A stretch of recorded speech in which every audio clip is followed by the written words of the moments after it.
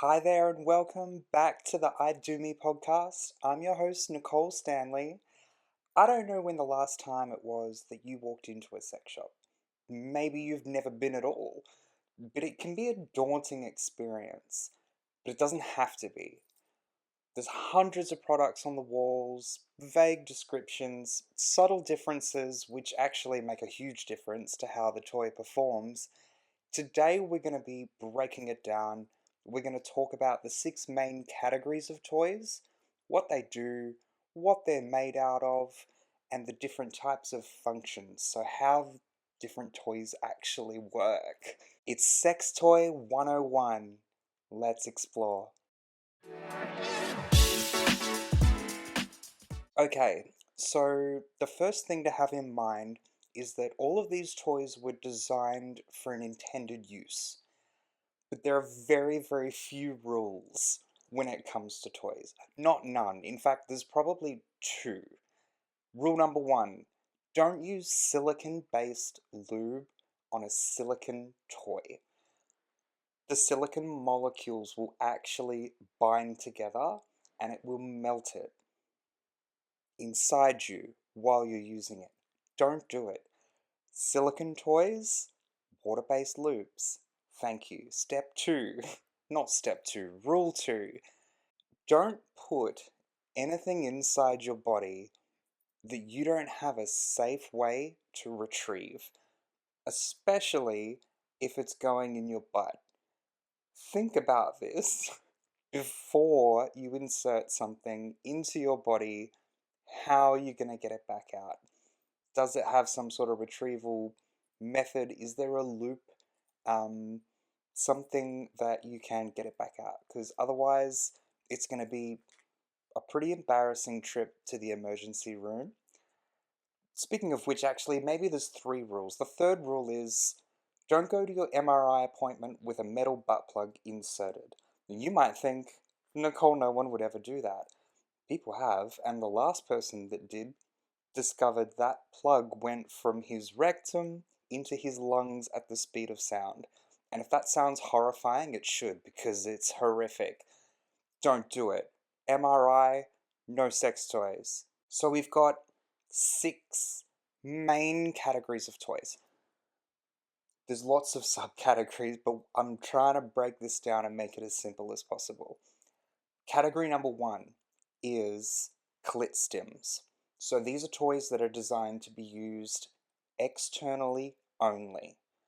They're not designed to be inserted at all. So think bullets, lay-ons, wands.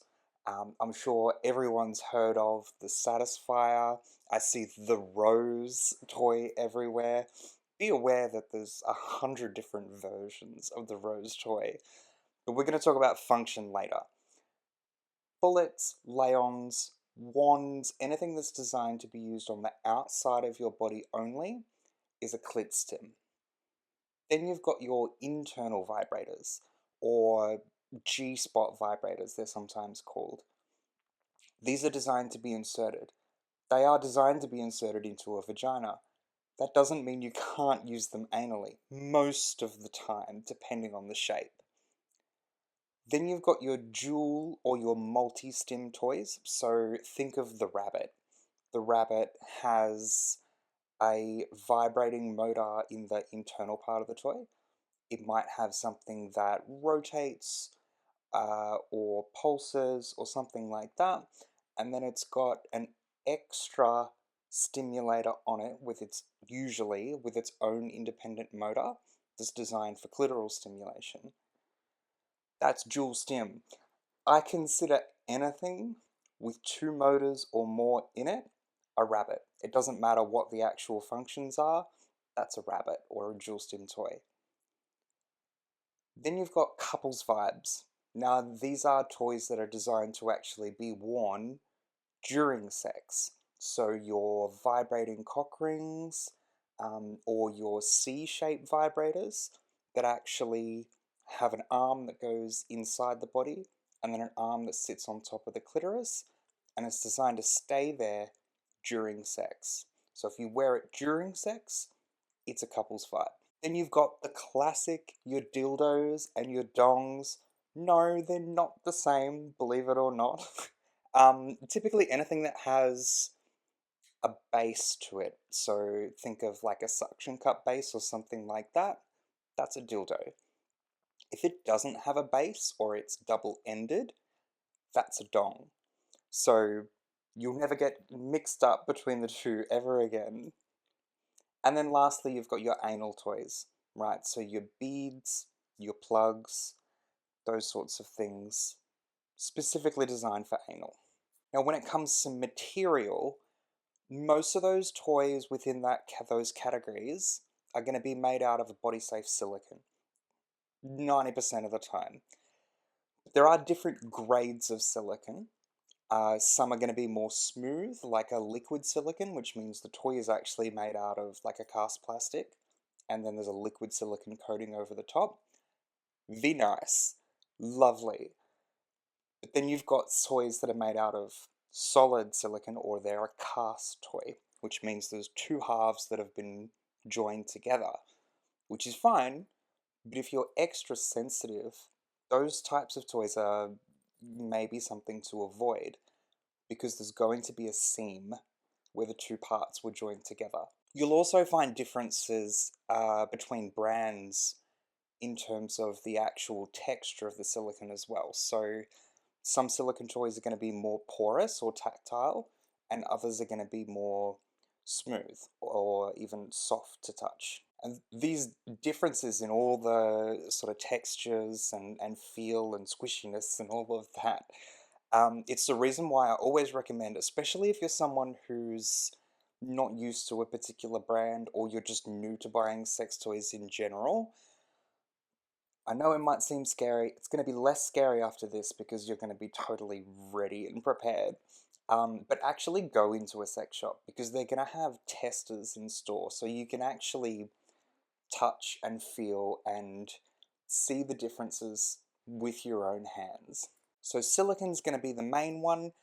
You are going to find some other materials though as well. So glass, stainless steel, PVC, dual density silicon, and you might actually even find timber, which sounds scary, but the ancient Greeks actually used to make sex toys out of timber way back in the day, sold in marketplaces by prostitutes.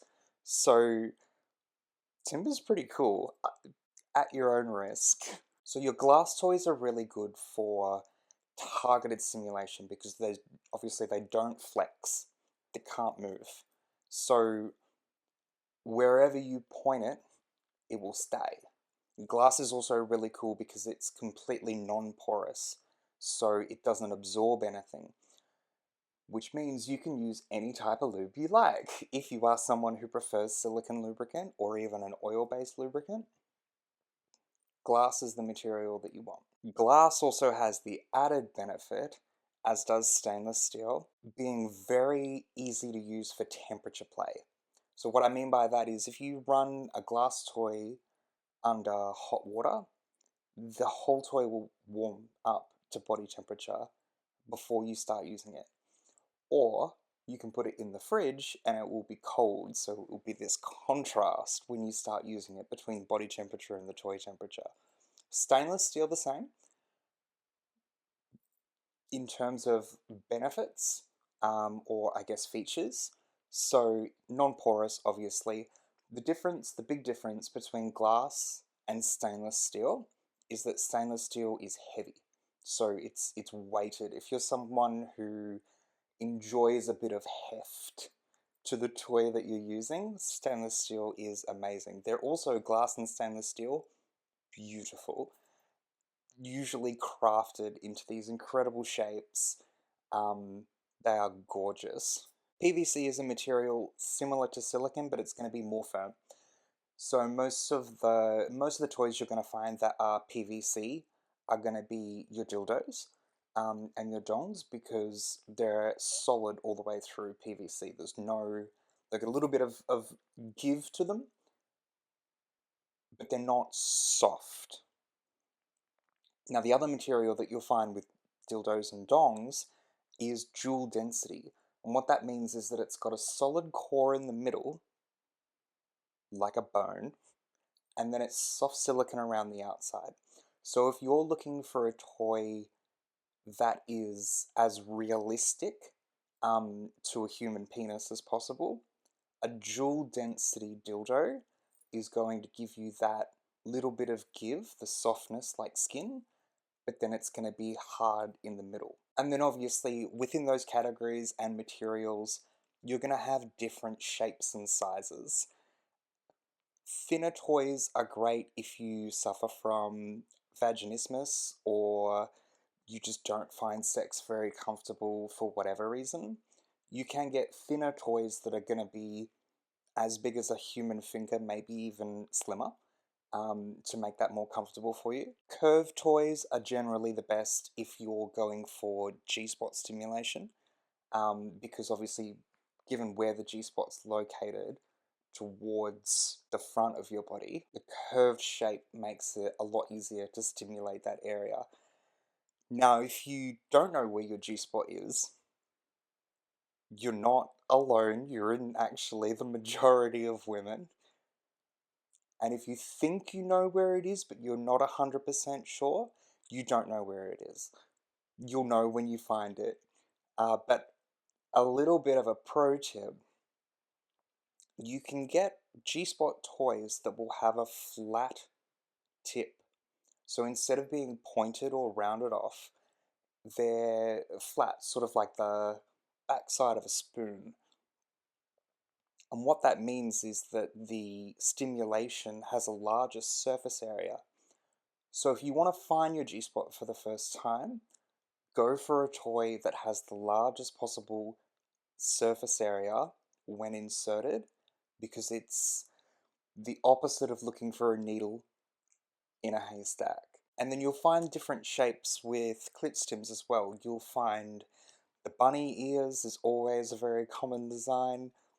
You'll find those sort of scooped out or spoon-shaped tips in lay-on vibrators. And then of course you've got the queen of clit stim, which is the wand, right? Which is a different shape.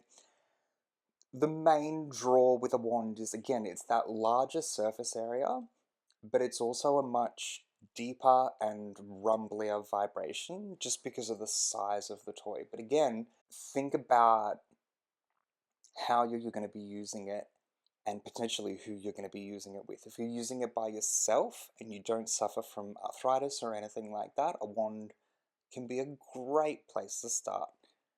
If you do, you can get some really great bullet vibrators that actually have a tapered tip. So you can, gives you the option to swap between that sort of really targeted pinpoint stimulation or the wider surface area. So now we can get into the good stuff, the functions. So how do the different types of toys actually work? This is going to be a longer list than you're expecting, I guarantee. The first one, the most obvious one, vibration. Not all vibration is the same. Think of vibration like a frequency. So you've got certain types of motors that will be very buzzy, right? So we're going to call them high frequency vibrators. Buzzy, almost like tinny, it's very high range sort of stimulation. Then as you sort of get larger motors, the vibration becomes more rumbly, right? So it's like treble and bass. The toys that are going to have that sort of bassy, deep, rumbly vibration, that's going to be things like your wand. Next, we've got suction. Pretty self-explanatory. Suction uses air to actually suck, normally for clitoral stimulation, but obviously in a later episode when we talk about toys for men, you can get strokers that have a sucking function on them as well. But for girls, normally the sucking is intended for clitoral stimulation, can be very intense. Then you've got your air pulse. This gets confused with suction a lot. Air pulse is not suction. It doesn't actually suck air against the clitoris. What it does is it uses changes in air pressure. So think of your clitoris sitting inside a tiny cup, and within that cup, the air pressure is changing, increasing and decreasing, but nothing is in direct contact with the clitoris. This is great for anyone who suffers from overstimulation or anybody who's interested in having multiple orgasms but has struggled to in the past. Because air pulse is a much gentler type of stimulation, you don't get that sort of aftershock that you do with vibrating toys. Very gentle, but very effective. Next is your pulsing or tapping. So imagine someone tapping on your clitoris with the tip of their finger. There are toys that mimic that action. You've got oscillation, so usually a motor that has a stimulating point that will go around in circles, usually in toys that are designed to mimic oral sex. Speaking of toys that are designed to simulate oral sex, you've got flicking. So imagine a tongue moving up and down. There are different variations of it, obviously, but that's the general idea, and most of those ones are obviously for your clitoral stimulation. Then you've got your warming cooling function. So when we talked about glass being great for temperature play, a lot of silicone toys now, especially the higher end ones, will have the option to increase or decrease the actual temperature of the toy while it's in use. Then you've got your app controlled toys. Most of your app controlled toys have similar functions. So you can obviously use the app on your phone to control the toy, control the vibration, control what pattern is being used. Most apps will let you make your own patterns. Most apps will let you sync your toy to ambient noise or music. And then, of course, you can share control of that toy to someone else. Not all app toys are created equal. We are going to do a whole separate episode on app controlled toys because I don't mind telling you there's only one brand worth buying, and it's Levent's. But we're going to get there. Then, of course, you've got your remote controlled toys. Similar, obviously much less function, but much simpler as well. If you just want to be able to turn it on from one side of the room to the other, remote control's awesome. And then for the brave, you've got toys that inflate, usually anal toys. There are a few vaginal ones as well though. So it goes in one size and then either using a ball pump or electrically, the toy will inflate. It will increase in size while you're using it. So if you're someone who enjoys that sort of sensation of fullness, inflating toys are awesome. And then you've got your e-stim. So if you've ever used a TENS machine, or had physio where they've used a TENS machine, which is how I first was introduced to it, imagine a tingling in the muscles, but deep in the muscles. It's using electricity to directly stimulate muscles. And there you have it. That is Sex Toy 101. See? It's not that daunting. It might seem like there's a lot out there, but everything falls into those 6 categories and those different functions that we talked about. Some things are going to be a mix. For example, there might be a toy that is a rabbit style vibrator that has a vibrating internal motor, and then it might have an air pulse externally for the clitoris. It's still a rabbit. It's still dual stim. It's the same thing, but with different functions. So you can see now that it's not that complicated. That's all there is. And we are going to talk obviously in a lot more detail about specific types of toys. So things like strap-ons, things like anal toys. We're going to get into those separately in more detail. But for now, you've got a really good baseline that's going to let you shop with confidence, whether you're online or in store. Again, go in store. Grab a hold of these things, feel them, feel the differences. You'll thank yourself for it. If you do have any questions, drop them in the comments section on socials. And if you're someone who loves to put a face to the voice, as always, you can watch this back on YouTube. I'll see you guys next time. Bye.